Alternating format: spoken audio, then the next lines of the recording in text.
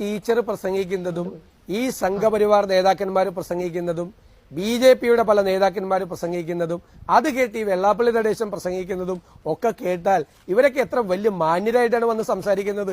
ടീച്ചറെ, എനിക്ക് വലിയ സങ്കടമുണ്ട്. ടീച്ചർ ആരെങ്കിലും പഠിപ്പിച്ചിട്ടുണ്ടെങ്കിൽ ആ കുട്ടികൾ ഇത് കേട്ടാണല്ലോ പഠിച്ചതെന്നുള്ള സങ്കടം എനിക്കുണ്ട്. കാരണം ഇവര് എന്റെ നിയോജക മണ്ഡലത്തിൽ പറവൂര് വന്ന് പ്രസംഗിച്ച് എന്താണെന്ന് ഞാൻ പറയാം.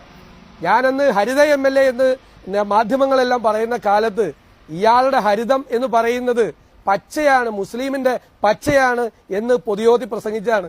ഇവരെന്തും പറയും. ഇവരുടെ നാവിൽ നിന്ന് വർഗീയ വിഷമാണ് ചീറ്റുന്നത് എന്ന് പറയാൻ എനിക്ക് വിഷമമുണ്ട്. അവരെ മുമ്പിലിരുന്നു അവരുടെ മുഖം കണ്ടുകൊണ്ട് അത് പറയാൻ എനിക്ക് വിഷമമുണ്ട്. ഇവരുടെ എല്ലാ പ്രസംഗങ്ങളും വർഗീയ വിഷം ചീറ്റുന്ന പ്രസംഗങ്ങളാണ്. ഇല്ലാത്ത കാര്യങ്ങൾ ഉണ്ടാക്കി പറയുന്നതാണ് ഇവരുടെ പ്രധാനപ്പെട്ട പരിപാടി. ആളുകളുടെ ഇടയിൽ വിഷമമുണ്ടാക്കി, പ്രയാസമുണ്ടാക്കി, അവരുടെ മനസ്സിൽ ആ വിഷം കുത്തിവെച്ച് മറ്റുള്ള മതവിഭാഗങ്ങളോട് ശത്രുത തോന്നിപ്പിക്കുന്ന രീതിയിലുള്ള ഇല്ലാത്ത പൊളിവചനങ്ങൾ പറയുകയാണ്. ഇവരുടെ പ്രസംഗങ്ങൾ നികേഷ് കേട്ടുകാണുമല്ലോ. ഇവരുടെ പ്രസംഗങ്ങൾ കേരളത്തിൽ എല്ലായിടത്തും ഉണ്ട്. ഇപ്പോ രക്ഷാപ്രവർത്തനത്തെ കുറിച്ച് പറഞ്ഞതെന്നാണ് ഇവർ പറയുന്നത്. വഴിയരിയിലൂടെ പോയ ഒരാളുടെ മുണ്ടു പറിച്ചെടുത്ത് നൌഷാദ് രക്ഷിക്കണമെന്ന് പറയും. അതൊന്നുമല്ല, അതിന്റെയൊക്കെ അപ്പുറം ഇവർ പറഞ്ഞിട്ടുണ്ട്, ഇഷ്ടം പോലെ പറഞ്ഞിട്ടുണ്ട്. ശരിക്കും പറഞ്ഞു കഴിഞ്ഞാൽ ഒരു ടീച്ചർ എന്നുള്ള നിലയിൽ നിങ്ങൾ ഒരിക്കലും ഇങ്ങനെ സംസാരിക്കരുത്.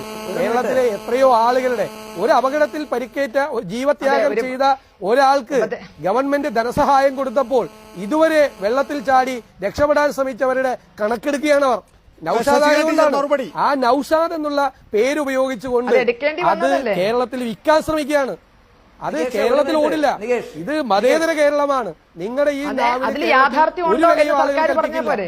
അത്രമാത്രം വിഷമാണ് നിങ്ങൾ ചീറ്റിക്കൊണ്ടിരിക്കുന്നത്. ഇതൊരു അജണ്ടയാണ്. ഇതിപ്പോ VD സതീശനാണെങ്കിലും ഉണ്ണിത്താനാണെങ്കിലും അവർ വന്നിരിക്കുന്നത് ശശികല ടീച്ചറുടെ പ്രസംഗത്തെ പറ്റി ഒരു കാടടച്ച് വെടിവെച്ചാൽ, കാരണം അവരുടെ മുന്നിൽ ജനങ്ങൾ വരില്ല. എന്റെ മുന്നിൽ വരുന്ന ജനങ്ങളെ അകറ്റാൻ ഈ TV-യിലൂടെ മാത്രമേ സാധിക്കുള്ളൂ. അവർക്ക് ഇതേ ഒരു അത്താണിയുള്ളൂ. ഇവിടെ ഇരുന്നുകൊണ്ട് അവർക്ക് ബഹളം വെക്കാം. മറിച്ച് ഞാൻ പറയുന്ന കാര്യങ്ങൾ തെറ്റാണെങ്കിൽ എന്റെ മുന്നിൽ ജനങ്ങൾ വരില്ല. കേരളത്തിലെ ജനങ്ങൾ അത്ര വിഡ്ഢികളല്ല. അപ്പൊ അവരെ സ്വീകരിക്കാൻ ഇതിന്റെ ഉള്ളിൽ ഇരുന്നു കൊണ്ട് എന്റെ പ്രസംഗത്തെ ഒരു അജണ്ടയാക്കി ചർച്ച ചെയ്താൽ അതിന് രക്ഷപ്പെടാന്ന് വിചാരിക്കേണ്ട. ഇതൊരു ഹിഡൻ അജണ്ടയുടെ ഭാഗമാണ്. ഉണ്ണിത്താനാണെങ്കിലും സതീശനാണെങ്കിലും വിഷയം അറബിക്കടലിലെ ഉപ്പാണെങ്കിലും സുനാമി ആണെങ്കിലും ഉടനെ ശശികല ടീച്ചറുടെ CD എന്ന് പറഞ്ഞ് അതിന്റെ മേക്കോട്ട് വരുന്ന ഇതൊരു അജണ്ടയാണ്. ടീച്ചറോട് ഒരു കാര്യം പറയാനുള്ളതേ, ഞങ്ങളൊക്കെ ജനക്കൂട്ടത്തെ കണ്ടു വളർന്ന ആളുകളാണ്.